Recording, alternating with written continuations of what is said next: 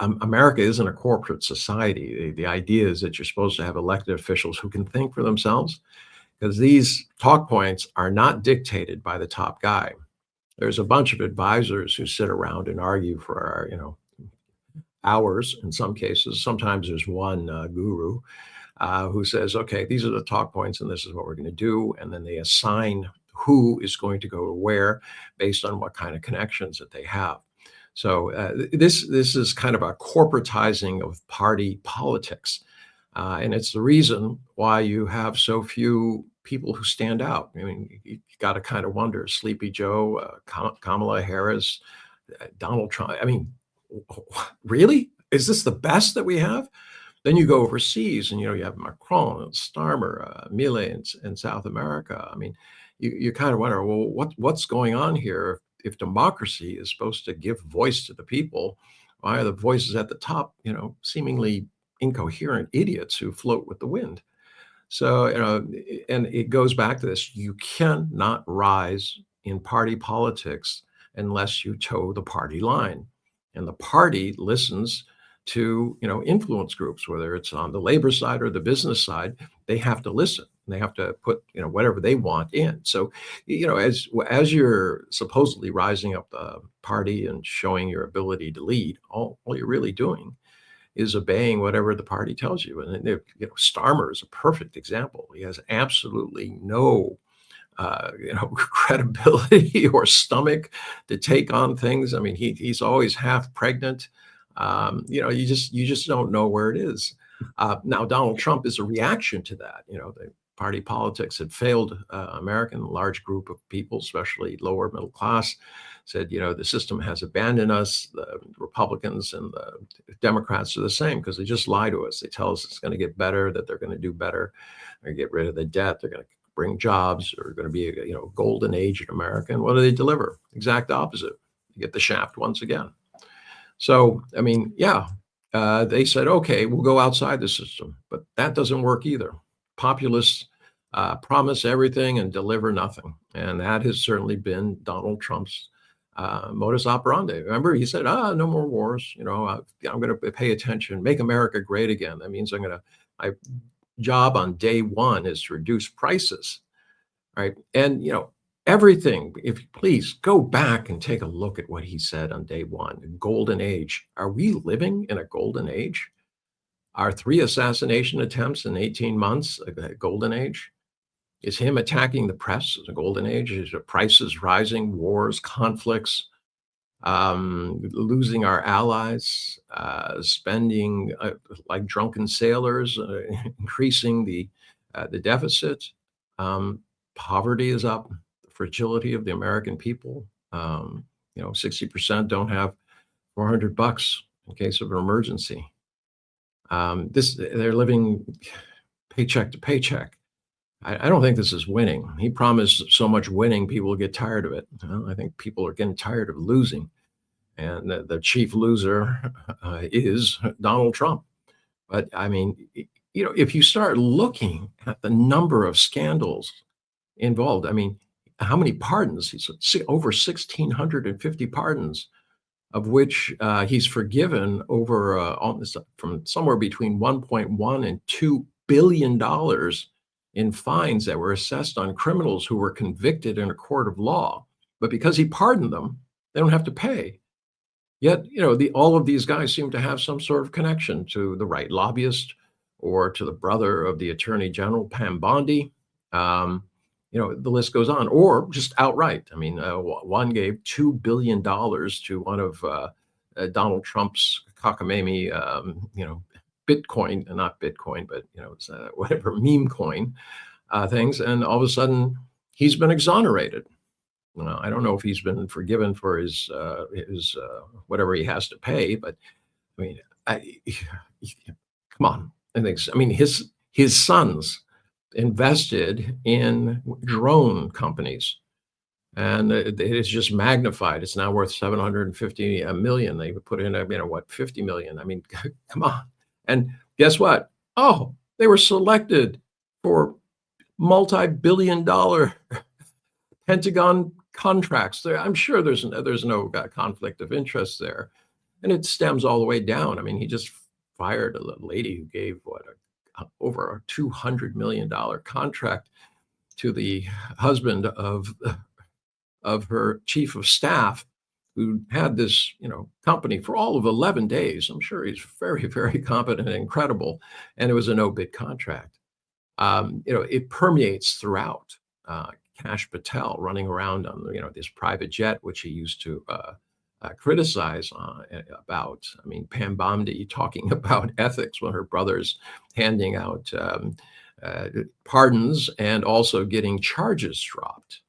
All right. In the space of a month, two high profile investigations were deep sixed, and a guy who had a big problem in terms of already being convicted and millions of dollars in fines, all of a sudden found himself completely exonerated. That's pay for play. Then we can get into Kushner. He's acting in no official capacity for the United States in the Middle East, where he was just given $4 billion on top of the $2 billion that Middle Eastern countries had given him. The $2 billion with that was after Trump won first term, and then just recently he got another $4 billion. Now he's in charge of negotiating between Israel and these groups. That sounds fair to you, right? I'm sure he has no personal interest. He's also the person who unveiled this whole thing about Gaza and how they're going to rebuild it. It was interesting. Did you see that interview where he was with Witkoff, and Witkoff drops. He says, "We've been planning this for years." Of course, that predated the war and everything, but and Kushner, you got to see this. If anybody out there hasn't seen it, it's Kushner and Witkoff, and they're sitting there being interviewed. I can't remember, it was CNN or whatever, and it's Kushner's looking at him going, it's just, I mean, it's pure pantomime. You got to see it for humor's sake alone, but it gives you a very clear indication that a lot of things that we think, it just kind of happen, they aren't happening. They do have, it's maybe not a detailed plan, but they do have an overarching plan of how they want to do things. Israel is in many senses just doing exactly what the U.S. Did. I don't know if you saw recently, there's a great clip about the Powell paper. It was about 6 months before he was put on. Powell was a respected attorney from Virginia. He'd done very well, Harvard and all the rest of it, big firm, ended up on the Supreme Court, very, very influential. It was his opinion that was the basis of unlimited corporate giving for politics. That was called the Powell opinion. Anyways, 6 months before he goes on, before he's put on the Supreme Court, he writes a memo, which is very famous. You can look it up, in which he talks about the fact that it's time for a corporate oligarchy. And he lays out everything that they need to do in terms of capturing the Supreme Court, about creating think tanks that can put out all this paper, propaganda, how they can seize control of the government, how they can seize control of the legislatures and things like this, using corporate power. What caused this? Well, you have to go back a few years before that. It was Johnson Johnson won against the Republican contender in the 1964 election. And at that point, a lot of very, very prominent families who considered Lyndon Johnson to be a communist, they got together and they were disgusted because Lyndon Johnson won in a landslide. So he had not only the presidency, but he also had the Senate and the House. And he, pushed through his well-meaning, but perhaps not with consequences unintended, his big New Deal, greater America. I can't remember what it was called. It ended up, Greater unfortunately, breaking up. society or something like that. The Great Society. Unfortunately, it had an unintended consequence of breaking up African American families, which had been the stalwart. I mean, this had been the heart of African American families, is that they had a very strong structure. And in essence, you could game the system so that the father's not around. The women have children, they get aid and food stamps and things like that. And there were people who did in fact do that, and it led to a deterioration in the family structure of many Black families and communities. Anyways, putting that aside, the large families, the industrial families, manufacturing families, at that time they were still pretty much run by their founders or the children of their founders. They felt that the United States was going in the wrong direction, and that giving the vote or putting the future of the world, because the United States held, in their opinion, the future of the world in the hands of illiterate, stupid people. It was very, very much elitist. Was unthinkable. They needed to do it. Now, what's interesting is you go back and look at that Powell Memo, and you'll see that everything that they planned has, in fact, happened. That they have gotten their way. They created institutes to defend corporate interests. He himself was a big proponent of the tobacco industry. He was, I think, he represented the Tobacco Institute. Maybe smoking's good for you. You don't know. There's scientists who will say, well, it's this. It could be, right? So if it could be, we can't say it's bad for you. I mean, there was the backers of the Tobacco Institute was the tobacco industry, and surprise, surprise, everyone in the Tobacco Institute said that smoking might actually be good for you. You don't know. So, I mean, but this is the kind of chicanery that they things. I mean, he was also against Ralph Nader and this idea that there should be any kind of consumer protection. He saw that as a violation of free market principles. This was communism. Letting making people expect that services and goods would be delivered in a manner which they promised. What an idea! I mean, the next thing you know, it's pure communism. People are just, you go to rich people's houses and you take their furniture, because one would definitely need the other. But any event. But I mean, it is insidious, and I know we talk about it, we laugh about it, but I mean, the fact is, it's happened.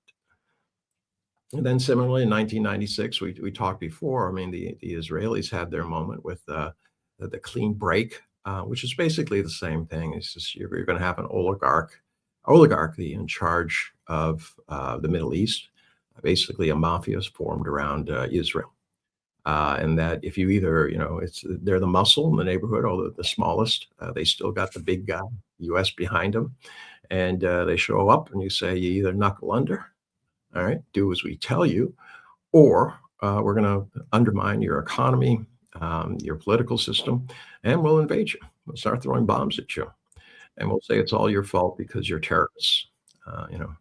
Today I was horrified. You were talking about attempts on Donald Trump's life, which is, beyond the pale. I agree. I don't believe in that kind of violence. At the same time, they discovered almost 100 babies who had been decapitated in Gaza. A decapitation is, just for those who have any doubts, not a natural way of death. The fact that you have 100 of them there means that this was similar to Dachau, to everything that the Israelis claim that they suffered. This is exactly what that is. The victims have in 3 generations become the perpetrators. And this is one of my big arguments. People talk about war, and they'll first say how many people died, and they'll say how many people were injured.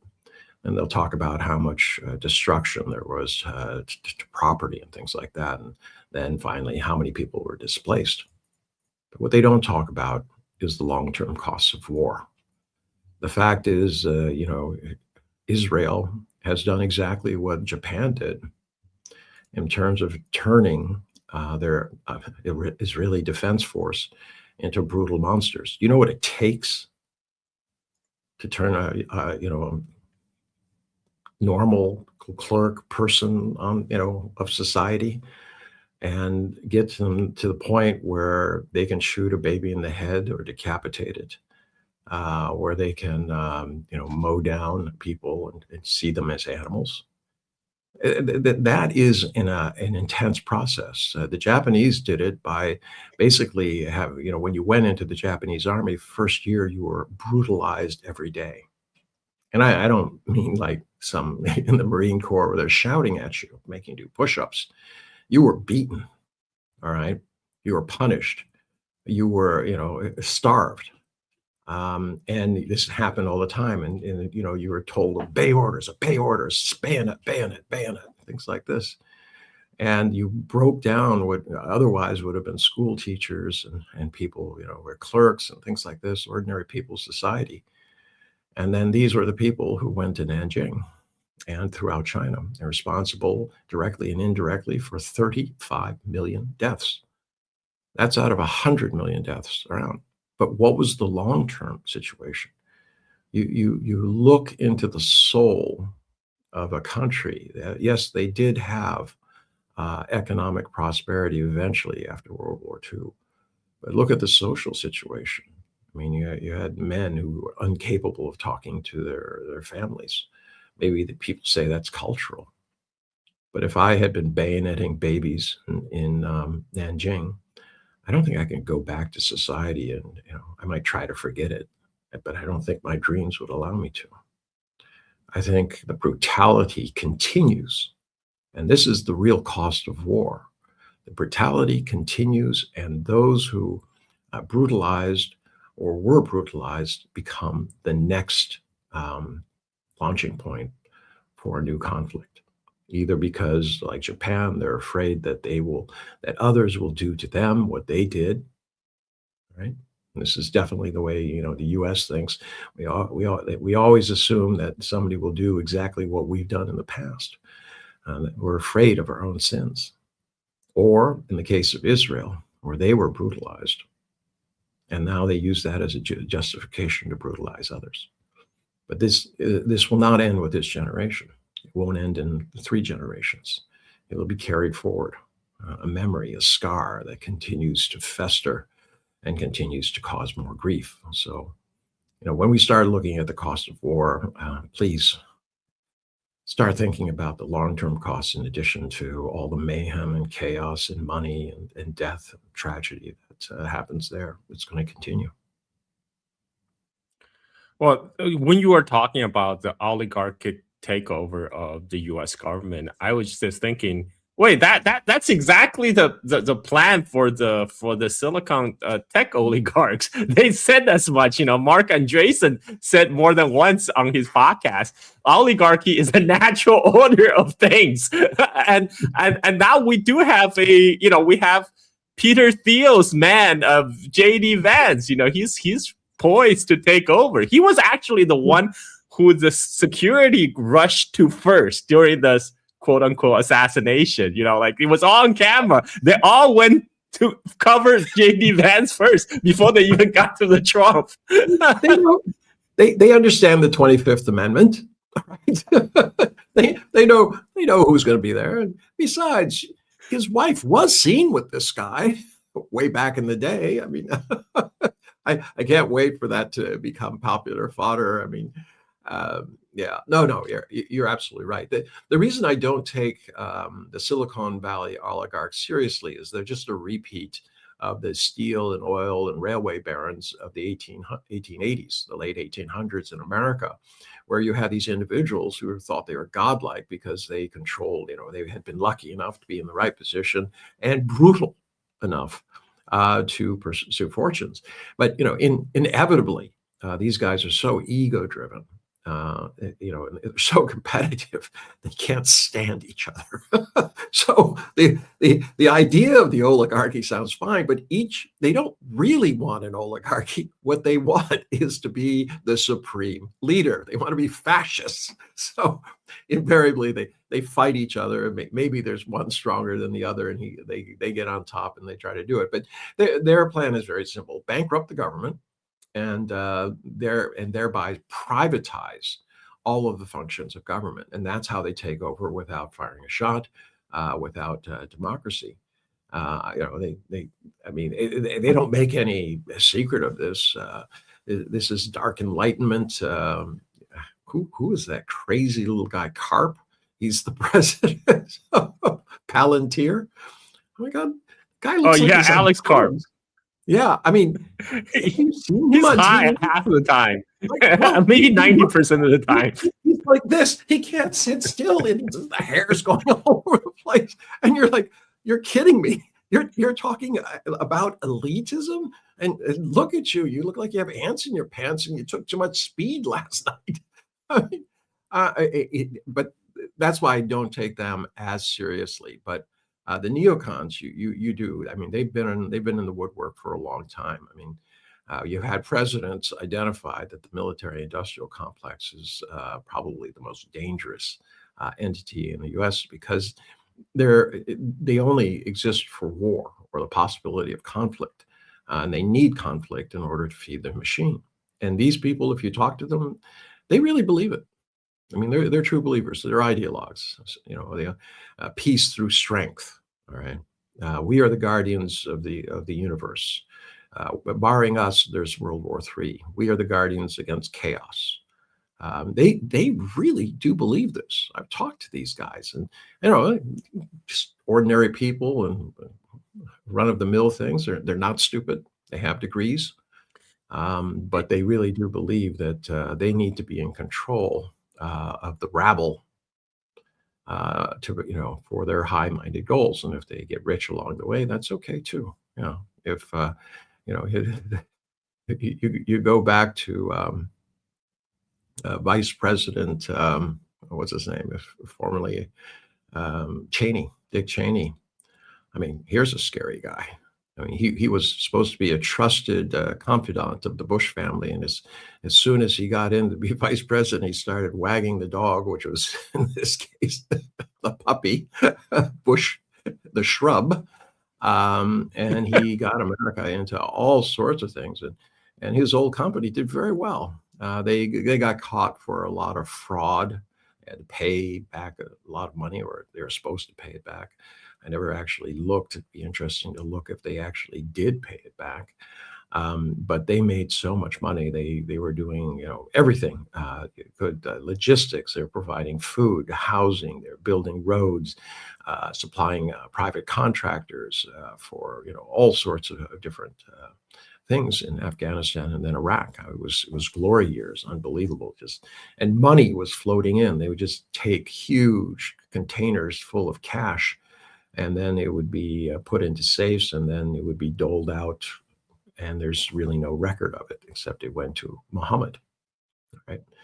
And who was Muhammad? Well, everyone. I mean, Muhammad is a very, very popular name, and how are you going to track that down? It's anyways. And sometimes Muhammad looked just like an American contractor. Possible, right? Changed his name, or was his nickname? His nickname was Muhammad. Call me Muhammad. Give me $50 million. I got to do something. Don't ask. If you ask and I tell you, I'd have to kill you, and then that would be messy, and you wouldn't be around to give me another $50 million next week. So hundreds of billions of dollars of the $2.3 trillion that we spent there has never been accounted for. And this from an organization, the Pentagon, who has still yet to deliver, despite, I think it's now 10 years or whatever, that being required to pass an audit by Congress. They still have not been able to do that. Now, my suspicion is that they will be able to do this based on all of these wars. First, Ukraine, they sent all the things that they couldn't account for, if you know what I mean. Send over a few extra containers. What's in those containers? All this stuff we can't find. They may look empty, but they're not. Believe me, it's full of stuff things. So I think after this, and then with Israel, after firing off basically everything that we have and depleting our ammo and things like that, I think they actually might be able to do it. The problem is, they have so many assets they just can't account for. They don't even know where it is. So they can't even ship it from anywhere because they don't have any proof that it was there to begin with. It's just all lost stuff. I'm sure that it's in good hands somewhere around the world. One of our enemies, maybe a friend, or maybe Muhammad. So yeah, no, I mean, we laugh, but I mean, you just start looking the enormity of all this stuff, and it's incredible. So yeah, is this tin hats time to say that? No, I mean, I'm not talking about, my conspiracy theory, right? I'm just saying there are documents out there that have been written by very, I mean, the Powell Doctrine was written by a guy who was Supreme Court justice for many years. He had a huge impact on the court, and he did exactly what he set out to do in that memo. So this isn't me saying that. All right, you go and take a look at Clean Break paper back in 1996. I didn't write that. Okay, that was done by Powell. It was given directly to Netanyahu. So the idea that these are conspiracy, that's what I have a problem with, Carl, is that so many people are coming out with these off-the-wall conspiracies that people get confused. They just say, well, it's just all the same. I mean, this is just all nonsense. So you can discount anything by bringing up some others things. I mean, there's some guy in Minnesota, I think he's I don't know, a little bit slow. Anyways, he's run by his mother, and he was hay fever in Beijing. He was the darling of the right until they discovered that he wasn't quite all there. But anytime somebody would ask him a complex question, he would just bring up some conspiracy and equate them.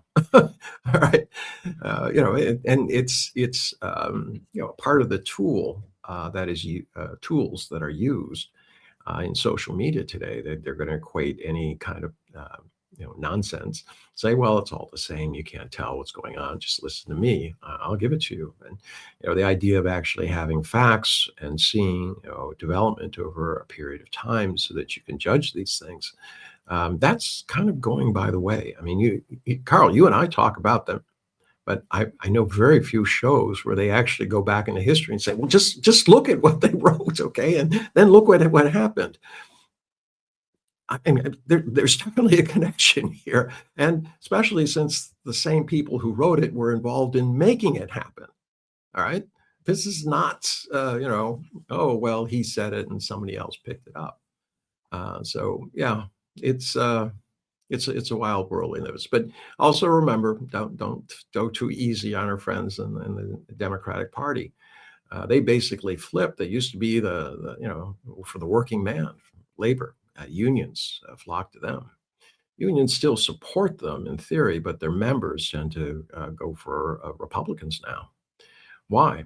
Because Democrats have become the party of corporatists, those corporations who believe that the United States should be doing their business for them. Like in the past, you had banana republics. Why were they called banana republics? Because when Dole, which had large plantations down there, when they had a problem, for instance, a democratically elected government who said, look, the workers have to be paid enough so that they can live, or they have the right to start a union and insist on fair wages and working conditions. All of a sudden, we were down there with troops, or there was assassinations, whatever was necessary in order to help our companies. So the idea that the Democrats are bringing light and sunshine to the table, I'm sorry, it's not. It's a three-way contest between special interests who are pushing it. And why? Because that's how the party gets its money. And that's Democrats has the transformation of Democrats to be the corporatist party was complete under the Clintons. That's what they were brought in to do, and that happened in other countries as well. Like, you know, you had Tony Blair in UK, you know, did the same thing with the Labour Party. All these, everybody was on board with pushing the neoliberalism around the globe, and so now we just have uniparties. We have